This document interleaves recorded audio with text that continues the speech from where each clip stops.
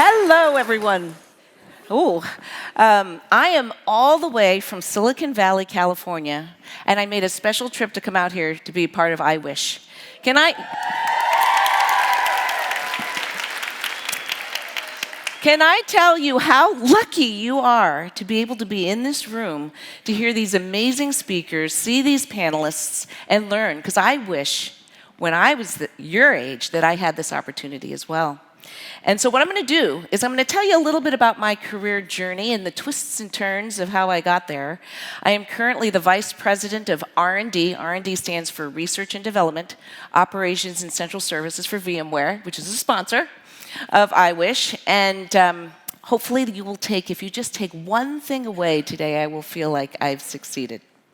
All right, we're going to start with numbers. I'm only going to go over numbers for one little bit, but I just thought it was very interesting as I was looking and thinking about how we were going to tackle this topic, that there's a lot of similarities. And if you take a look at this, in primary school, 74% of girls said they were interested in the STEM subjects. Can I get a raise of hands? How many people are interested in STEM? Can you raise your hands?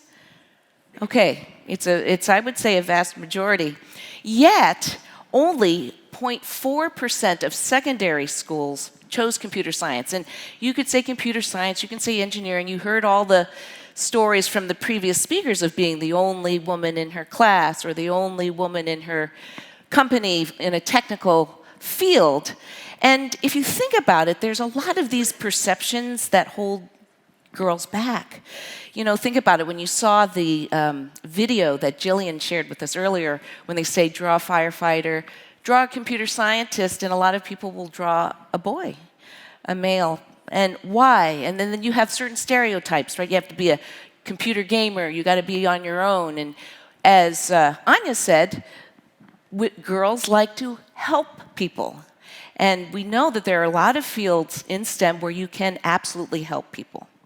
Now, this was a really interesting study here where you think about this, the tapes, you know, what people are saying to you as you're growing up. Can girls be in a technical field? And you hear boys being encouraged, sometimes differently than girls. And in this study that was done, when boys were told that you will do better in these STEM subjects, and girls were told that you could not, you see the difference how the boys scored as the girls, but when they were not told that, the scores were equal. Okay? So a lot of these things are inside your head. And what I'm about to do is share with you my journey and tell you the twists and turns that occurred while I was growing up, and hopefully you can relate to some of those things and move forward. So first of all, this is a very busy slide. We're not going to go over all of these things, but this is a career journey. And by the way, I was just at VMware this past week where I shared my career journey just like this. So in a Silicon Valley company, based company, we talk, and I wanted to show you what slides look like, when we're talking in the business setting. But let me orient you. So at the bottom is the career history, and at the top is the life history. Now again, as I was looking at my 16-year-old self, it would have been nice to see someone who was a little more advanced in her life and career to see what a career could look like. And in general, it's nice to have a balance between work and life. And let me get a show of hands. How many of you would like to have a family, have children, and okay, yes. And then how many of you would like to have a family and also have a career? Oh, look at that. Okay, almost all hands are raised. Well, that was my dream as well. So let me take you through a little bit of that. Okay, the early years. I was so fortunate to have a father who, by the way, was in engineering, and Anya was saying 40% of women who have relatives in STEM get into STEM. So that's absolutely true. He was an aeronautical engineer. But the one thing that he did, and I had a younger brother, was say, you can do anything. Doesn't matter whether you are a female. Whatever it is that you want to do, you can do. And very quickly I realized, I think as early as 10, that I really loved math. I was kind of a geeky math person. Any math people in the room that love math? Okay, not as many, but for some reason, it's something I really love because you always get the right answer. It was black and white. You could get an answer. And I would look forward to when we had exams. It's like, oh, there's going to be a test. I cannot wait. So I would go in there and do that. And then I realized, as I move forward, that, I want to help people. So as I was going into my early educational career, I said, I want to be a doctor. So I loved also science, biology, and chemistry, and ended up going to Stanford University in California and started off as a pre-med. Now, I had this opportunity, this is my second year in college, to take an internship with Hewlett-Packard. Have people heard of Hewlett-Packard? It's a technology company in the US. We make a lot of computers and printers. And I had that opportunity. I thought, well, even though I want to be a doctor, let me try this engineering internship. So I took some chances, took some risks, because I thought, I might not do very well there. But long story short, after that summer internship, I was hooked. So I changed my major, which was very late, actually. After 2 years, to change your major is very, very difficult. But ended up graduating with a degree in mechanical engineering. And that has been such a great foundation for everything that I've done since. The other thing that I want to talk about, as we mentioned earlier, was I knew I wanted to have a family. I didn't know how many children I wanted to have, but it was kind of funny. My husband wanted, before we got married, he wanted 2, and he wanted 4, and I wanted 2. And I said, wow, that's awfully presumptuous of yourself, thinking that I'd want to have 4 kids. And so the odd thing is, at the end, we ended up with 4 children. So I have 4 sons. And as we were having, I was having these children, I was saying, should I continue working or not? And I really had a difficult time at one point, thinking, how can I be good at work, a good mother? How can I do both? It seems like it's a very difficult thing to do. And during that time, I ended up working part-time. And I ended up doing a lot of lateral career moves, which is I wasn't rising in my job, but I was doing all of the same levels, but I got a lot of experience. And I think STEM allowed me to have lots of different jobs. So I was in IT, I was in manufacturing, I was in marketing, I was in procurement, but I was not rising in my career. But that allowed me to have the balance to be with my 4 sons. And I had, having all of these children and also having a demanding career was something that was not easy to do, And in the beginning of the career, much more of the focus was on the family. And now later in the career, I can spend more time on my job. The other thing that helped me a lot was having a mentor. Do people know what a mentor is? Anyone have mentors? Okay, let me explain to you what that is. So a mentor is someone that you admire. It's someone that you can learn from. Typically, it could be a parent of one of your friends. It could be someone that you know. It could be a teacher, but someone that you can speak with about your questions. And by the way, I had really, really good male mentors as well as female mentors. And the male mentors really helped me with my career, the technical aspects of my job. And it is those female mentors that really helped me with life when I was really struggling with, should I still be working when I have all of these children? Does this make sense or not?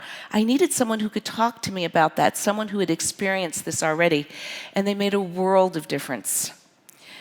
The last thing I want to say about my career around the twists and turns is I actually left the technical field and ended up getting involved in sales and sales operations. And you might say, well, how does STEM have anything to do with sales, selling things, and operations? Well, actually, it has a lot to do with it. In fact, back in Hewlett-Packard, back in the mid-1990s, we were revolutionizing how we looked at sales by utilizing data and analysis and engineering to figure out where the territory should be and how we assign salespeople. So there was a science to sales, and that STEM background helped me make a name for myself in that career.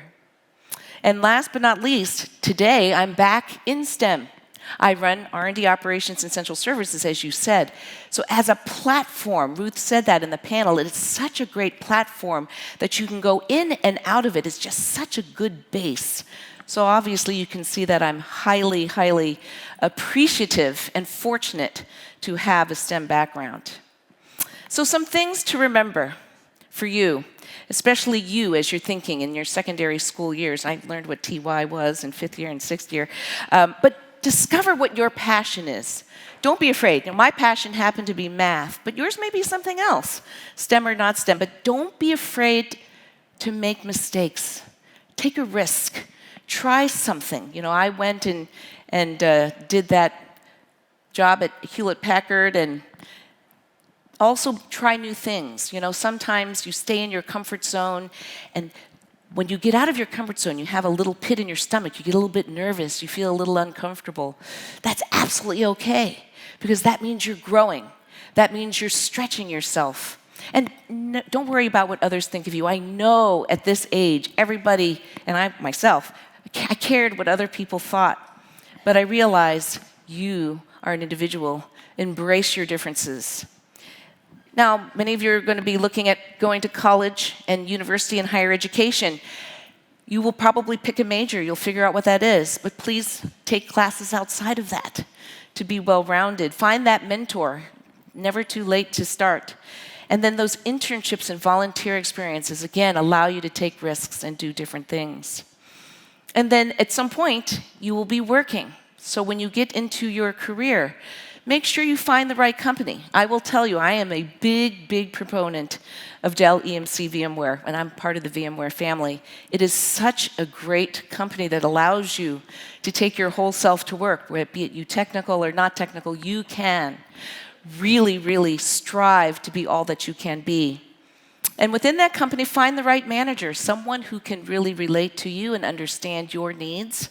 And then think about those life goals, because you know what? It's not all about work, okay? It's your life, as you saw in the career journey. How do you balance your work with your life, which is very, very important. So what that means is this girl can, okay? And if you think about it, in this world, there are so many serious issues that need to be solved. If you think about it, right, we have overpopulation, we have food and water shortages, we have aging populations, disease, climate change, and more. STEM can and will solve these real-world problems.